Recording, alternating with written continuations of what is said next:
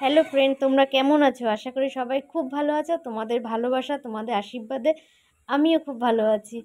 তো প্রতিদিনের মতন আজকেও দেখো মাঠে এসেছি। আমরা রোজ এই মাঠের মধ্যে হাঁটি, কিন্তু আজকে এসে দেখো পুরো মাঠে পুরো কাদা, কি করে হাঁটবো তাই তো ভাবছি। কিন্তু কাদা তো হবেই, বলো, কদিন যা বৃষ্টি হলো, মাঠে কাদা হওয়াটাই তো স্বাভাবিক।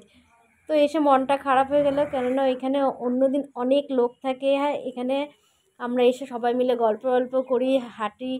যাই হোক, আজকে পুরো মাঠ ফাঁকা, কেউ আসেনি, আর আসবেই বা কী করে? হয়তো আমাদের মতন তারাও হয়তো এসেছে, এসে হয়তো ফিরে গেছে। তো কয়দিন পর এসে এরকম কাদা দেখে মনটা খারাপও হয়ে গেছে। তা কী করবো, আজকে তো বিশ্বকর্মা পুজো, তাই বড়মশাইকে বলছিলাম যে চলো আজকে যখন বিশ্বকর্মা পুজো, মাঠে যখন হাঁটাহাঁটি করলাম না, কারোর সাথে দেখা হলো না, একটু ঠাকুর দর্শন করে যাই। তা বলতে বলতে রাস্তায় দেখি অনেক পুজো হয়েছে। তাই দেখো বিশ্বকর্মা পুজোর প্যান্ডেলে চলে এসেছি। ঠাকুরটা কি সুন্দর, তাই না? কিন্তু একটা ঠাকুরে কি আর মন ভরে? তাই আরও কটা দেখবো ভাবলাম, তাই জন্য চলে গেলাম আর রাস্তা আর কত ঠাকুর দেখতে। আমার ঠাকুর, এতগুলোই ঠাকুর দেখেছি, দেখতে দেখতে পুরো পা ব্যথা হয়ে গেছে।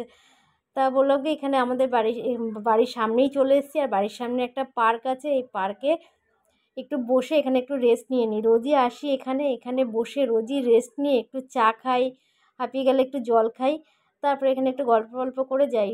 এই তো এই সকালের এইটুকুনি টাইমই সময় পাই, এইটুকুনিটুকু টাইমই সময় পাই, কেননা এরপরে সংসারের কাজের মধ্যে ঢুকে গেলে তখন আর হয় না। তাই জন্য দুজনে মিলে এখানে একটু গল্প করি, করে চাটা খাই, খেয়ে বাড়ি যাই। তো আমার ভিডিওটা কেমন লাগলো তোমরা অবশ্যই কমেন্ট করে জানিও। তো সবাই অনেক ভালো থেকো, অনেক সুস্থ থেকো।